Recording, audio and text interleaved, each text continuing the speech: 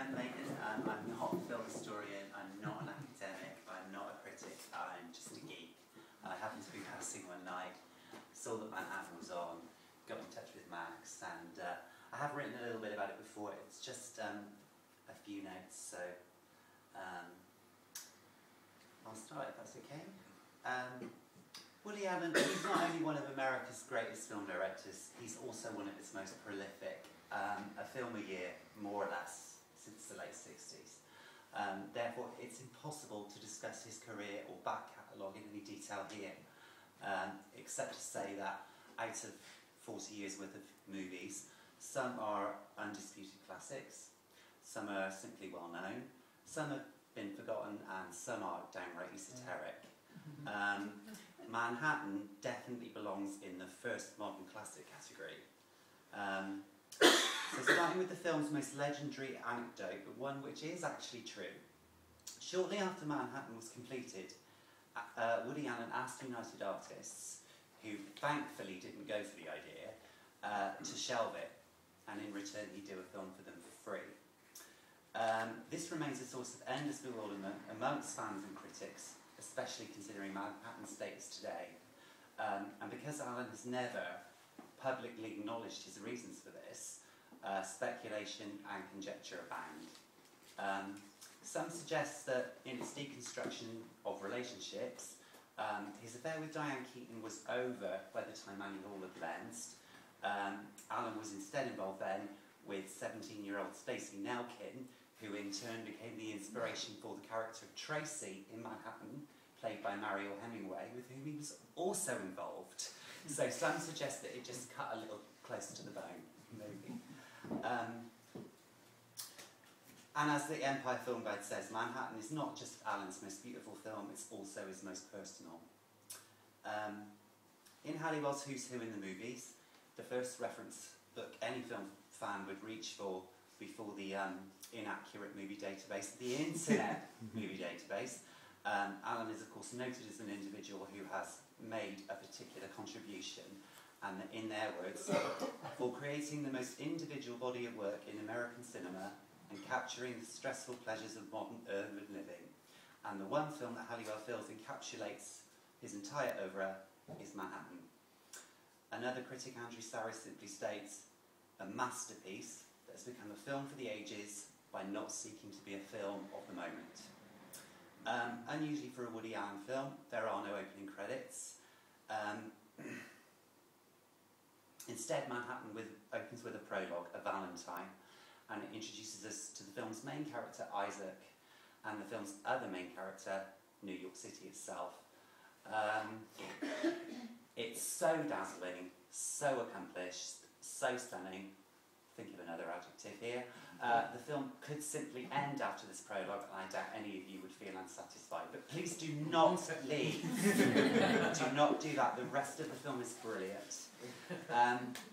Allen conceived Manhattan around the work of George Gershwin. Rhapsody in Blue has become so synonymous with New York ever since it's basically its official soundtrack. He also wanted Manhattan to be filmed in widescreen. His first movie to use that format, brilliantly realised by a cinematographer who used Panavision Technicolor, which was then printed in black and white, which gives the film its very unique, crisp look.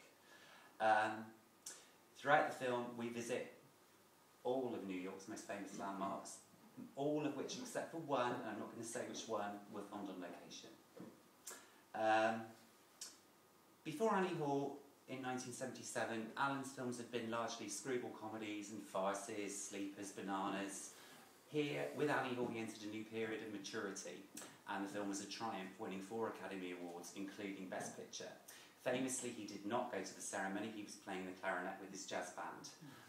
He always cites this as the reason that he can't make the Oscar ceremony. The only time he did appear was in 2002, when he introduced a series of clips in tribute to New York after the terrorist attacks, to a standing ovation. Here, other movies, other film directors, other film movements always influenced Woody Allen's work.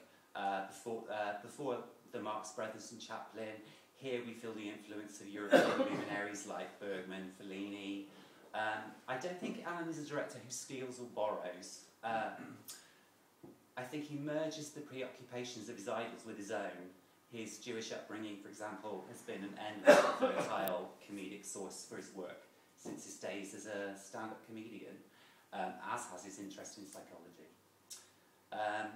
Manhattan wasn't the immediate critical or box office success that Annie Hall was, but in those pre-VCR days, when films were still platformed, so it took some time, its reputation steadily and solidly built, and it was soon being called a modern classic. I think the film's greatest success, as with so many of his movies, is that we never question why we care about these self-absorbed, wealthy, intellectual irritants. We care about them, we care deeply about them, but why? And, you know, Alan is aware that he is amongst that elite, of course, but he's never cruel or abrasive, never condescending. His work during this period is not satire or pastiche. The characters are believable, wonderfully brought to life. Diane Keaton is about as far removed from Annie Hall here as possible. She's absolutely infuriating, but brilliant. You'll see Meryl Streep in a very early role, and particularly Mariel Hemingway's Tracy. Granddaughter of Ernest, sister of then supermodel Margot, Hemingway went on to prove herself as rather a mediocre actress.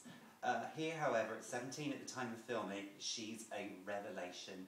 It's a performance that's so fresh, so natural. She just appears not to be acting at all. Sorry if I've rattled on. Manhattan appears on many best-of lists, which obviously you can find on the web. Loads more details on it. Officially registered as a film of cultural importance by the AFI in 2001. So enjoy the movie.